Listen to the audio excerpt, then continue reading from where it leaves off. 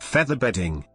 Featherbedding is the practice of hiring more workers than are needed to perform a given job, or to adopt work procedures which appear pointless, complex and time-consuming merely to employ additional workers. The term make work is sometimes used as a synonym for featherbedding. The term featherbedding is usually used by management to describe behaviors and rules sought by workers. The term may equally apply to mid and upper-level management, particularly in regard to top-heavy and bloated levels of middle and upper-level management. Featherbedding has also been occasionally used to describe rent-seeking behavior by corporations in response to economic regulation. Etymology. The term featherbedding originally referred to any person who is pampered, coddled, or excessively rewarded. The term originated in the use of feathers to fill mattresses in beds, providing for more comfort. The modern use of the term in the labor relations setting began in the United States railroad industry, which used feathered mattresses in sleeping cars. Railway labor unions, confronted with changing technology which led to widespread unemployment, sought to preserve jobs by negotiating contracts which required employers to compensate workers to do little or no work, or which required complex and time-consuming work rules so as to generate a full day's work for an employee who otherwise would not remain employed. In a 1965 bulletin, the United States Department of Labor referred to featherbedding as. Since the mid-19th century, featherbedding has been most commonly used in the labor relations field. Increasingly, the term has come to refer only to work rules or collective bargaining agreements demanded by labor unions. In nations where trade union activities are legally defined, legal definitions of featherbedding exist. These definitions are few in number, and tend to be narrowly drawn. For example, the Taft-Hartley Act in the United States defines featherbedding in Section 8b(6) as any agreement or union demand for payment of wages for services which are not performed or not to be performed. However, in 1953, the Supreme Court of the United States ruled that the Act's definition only applies to payments for workers not to work. Therefore, work rules requiring minimum crew sizes, the assignment of duties to craft workers, and other make-work agreements do not constitute featherbedding. Economics. Featherbedding is commonly seen by economists as a solution to who should bear the burden of technological change. Labor economists often argue that featherbedding can be construed as the most economically optimal position from both an employer's and employee's perspective, since it can be seen as distributing the costs of technological change. Featherbedding only emerges under certain circumstances. Chief among these is that the employer has an exploitable surplus, for example, profit, to support the practice.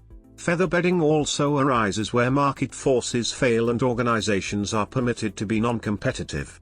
Under this analysis, corporations, for example, are already inefficient and featherbedding does not make them more or less so. Featherbedding can, in some circumstances, take excess resources, profits, away from the employer and give them to workers in the form of more income per worker or higher numbers of employees at the same income level. Featherbedding is considered economically efficient because it occurs in the give and take of collective bargaining. If employers were relatively strong vis-à-vis unions, unions would be unable to impose featherbedding on them. As the politico-socio-economic strength of each party changes over time, collective bargaining outcomes will as well, enlarging or reducing the number and impact of featherbedding rules on the employer. More recent political analyses of featherbedding have concluded that featherbedding is not necessarily economically optimal, but is better than other forms of bargaining. Under this analysis, the best form of collective bargaining would be one in which the union and employer bargain not only over wages but the level of employment. Most unions in the United States, for example, bargain solely over wages. Bargaining over work rules, featherbedding, as well as wages achieves outcomes close to those reached by bargaining solely over wages, but is better than bargaining over wages alone. Non-economic perspectives. Legal scholars and certain social theorists argue that featherbedding may be an expression of the concept of a job as a property right. These analysts argue that while the owner or employer has the right to extract profit because of his or her investment of capital, so the worker has the right to extract profit because of his or her investment of labor. Featherbedding, it is argued, arises and becomes a significant problem in places where the job property right is not part of the legal regime and remains unprotected, such as the United States. Seizing on economists' emphasis on power in the workplace, other social theorists conclude that featherbedding is a result of weak labor unions and unenforced and unprotected worker rights. Under this analysis, featherbedding is a response by unions to their weakness, not strength. Improved workplace employment rights, improved economic policies and less antagonistic labor management relations, it is argued, would reduce featherbedding. Others see certain kinds of featherbedding as a corrective for market failures.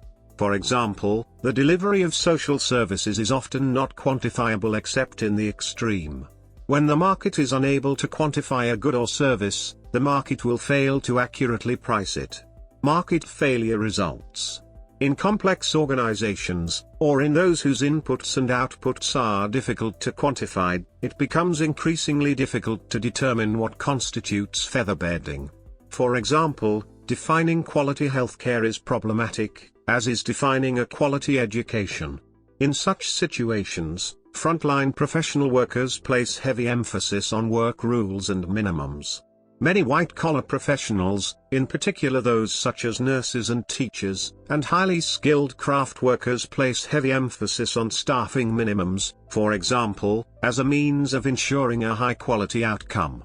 While some argue that this is an exercise in the professional judgment of such workers, others call this featherbedding and point to the low level of evidence that such rules improve outcomes. International perspectives.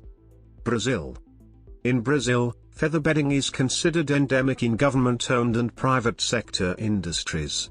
Some analysts argue that featherbedding is a reaction to economic insecurity, and helps stabilize the national economy by spreading wealth. France. In France, featherbedding was encouraged by the nationalized rail transportation system after World War II with a view to keeping down the unemployment rate. This was in addition to railway express rates being kept very low. The railroad ran at a huge deficit as a result. Japan. In post-war Japan, featherbedding is uncommon. A post-war consensus emerged among labor unions that featherbedding was not in the best interest of workers, and unions in Japan have tended to avoid the practice. A heavy government emphasis on full employment and a strong social safety net helped reinforce this consensus. Sweden. There are no national, regional, or local statutes or regulations governing labor unions in Sweden. Sweden has no national bureau or agency overseeing or regulating labor relations, and no agency monitors or regulates internal trade union matters. Nevertheless, despite relatively close relationships between employers and unions, featherbedding is almost unknown in Sweden. United Kingdom. In the United Kingdom, featherbedding is also referred to as overmanning. United States. In the US, the Taft-Hartley Act defines and outlaws featherbedding.